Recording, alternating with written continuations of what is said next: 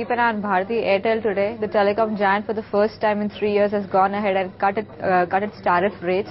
They've cut the 3G data plan tariff for video calls and mobile and internet on mobile by as much as 70%. This is a significant tariff cut being implemented by Bharti Airtel. There essentially this will change the dynamics of the 3G space, and let's see how Bharti Airtel and for that matter the entire competition space in the telecom space really react to this bit of news there. If you look at the counter, there is crack close to 7.5% in the last 1 month. Also look out for Wipro, and some media reports are indicating that the company might actually bag a contract worth 960 crores from the Indian Air Force there. It has emerged as the lowest bidder for this contract for maintaining and of the management systems there.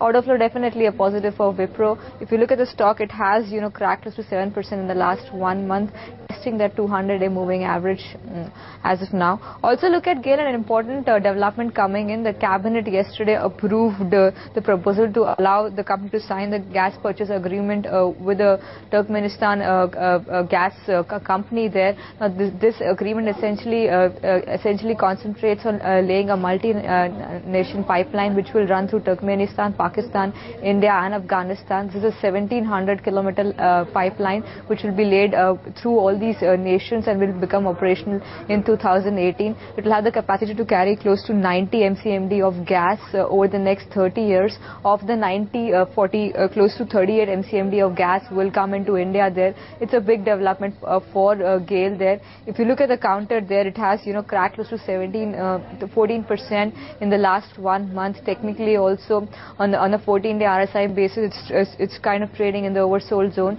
So let's see how the market react to this one. Thanks for that, Megha. For mid and small cap stocks, let's go to Navneet. Morning, Nikunj. Keep an eye on DLF. The media reports are suggesting that the company is getting a valuation of almost 2,900 crore for its 17-acre land in Lower Parel. The reports also suggest that Lodha Group as well as Vernado Realty, which is a US-based private equity fund, both the companies have made a joint offer for it, and the reports also suggest that Lodha Group has already started due diligence for the same, and DLF had bought this land for about over 700 crores in 2005. So exactly there is over 300% return which DLF would be getting, and this is a part of the monetization of assets which the company has been doing in order to pay down its debt. And looking at the stock, it's given return of it's down by about 8% in last 1 month, and currently it has slipped below its 20-day moving average. So keep an eye on DLF in today's trade. And moving on to Texmaco Rail now, company has signed joint venture with France-based lease finance company Tour Rail, and the joint venture is for business of wagon leasing. So keep an eye on that. And the counter has given a negative return. It's down by almost 13% in last 1 month. Also the year-to-date return has been quite muted for Texmaco Rail. And Kingfisher Airlines continues to be in trouble. Well, if you look at the market share for the company for the month of April, it's shrunk to almost 5%, and the company still faces operating problems.